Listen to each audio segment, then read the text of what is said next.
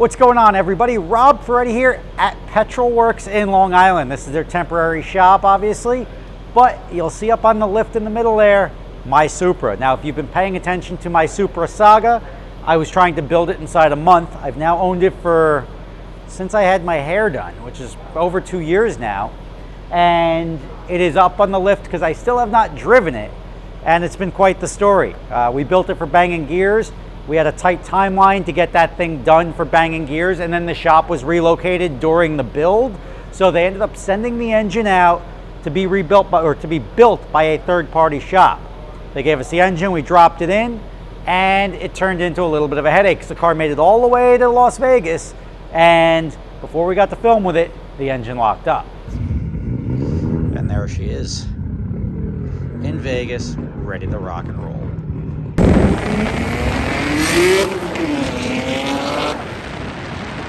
Right hand turn, right hand down. Right hand turn. Here we go. Coming in hot. Yep. Then you fast forward from there, since it was a locked up engine and we only had a couple of miles on it, there was maybe 20 miles on the motor, the guy said he would warranty it, so we didn't want to take it apart to do the diagnostics as to what went wrong and try to piece together the aftermath as to what sort of failed on it. So we delivered him the motor, so we didn't see what went wrong on that one. He then rebuilt the motor and gave us another one, which we dropped in the car. We put that one on the dyno. It wasn't making power and we couldn't figure out why.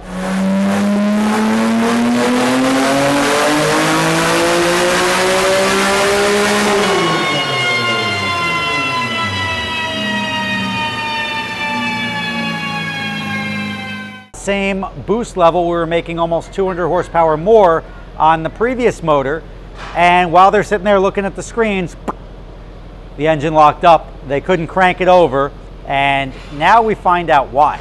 So come with me.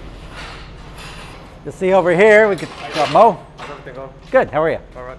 So you'll recognize Mo from the silver Supra, and Mo's been helping me figure out what went wrong here, but the engine is already out of the car, transmission is down, everything is neatly packed away in that box, and the motor is over here. So if you see the engine, it's not hard. This is obviously upside down. For those of you who are not familiar with Supra engines, this is the bottom. So there's an oil pan that goes underneath here. When you get close to this engine, you're going to see the mains are cracked, each and every one of them. You got crack, crack, crack, and you got sludge. That's not even my finger. I didn't turn browner all of a sudden. You could see all the glitter and the flake. That's all from bearing material.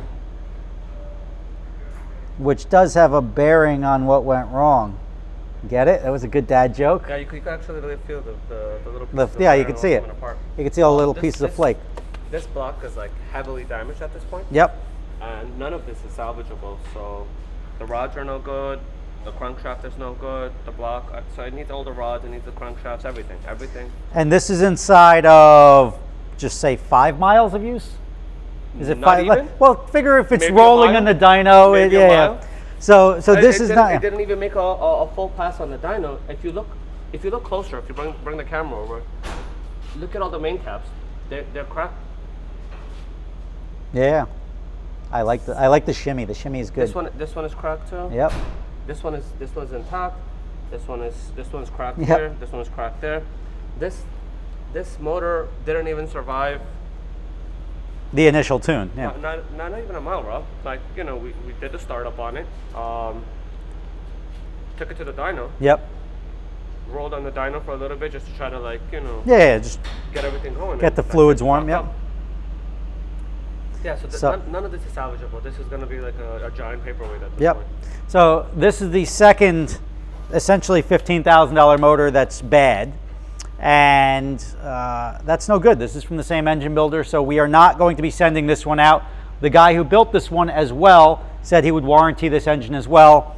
We're going to opt against that because even if it does work for some reason for a little bit, I'd always be driving this car thinking that the engine is about to lock up. If the 2JZ motor is incredibly hard to break, especially at such a low horsepower level.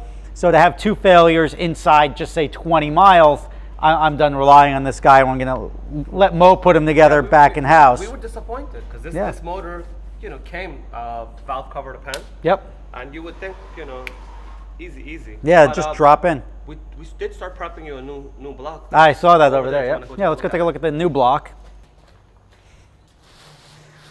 So this is going to allow us to get this thing together in the next couple of weeks. That's when the machine work's been done already. Yep. So over here, the cylinders have been honed out. Yep. Everything's been cleaned. It's been decked out. Nice.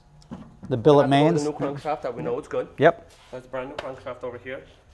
And that's it. Same thing, yeah. We're waiting on Manley rods, Wiseco piston, same setup. Yeah, we're gonna go with a piston rod setup on this car. We're gonna go with a setup that's able to handle your type of driving. Yep. And that's it. You know, like the car's gonna make good power Yeah, and reliable power. Yep. So you can do all the stuff you have to do with it. When's the first race, though? I'm sorry? When's the first race going to be? Actually, the first race is at Race Motive this in May 4th and 5th coming up. I'm going to be in Monaco for that, but when's the next race? I believe it's in April. Well, April's the wrong direction. Yeah. No, April's backwards. No, June. June I can make, yeah. We just finished the race last week as well. Okay. It's in June. Okay. In June. And where's that, Pocono? Yeah, it's All right, so let's set that as what we want to be ready for. If we get that car ready. Yeah, I'm gonna make the first pass on the car. Okay, you got it. The track, okay. Make sure everything is good with it, and then I'll hand over the keys to you. Nice.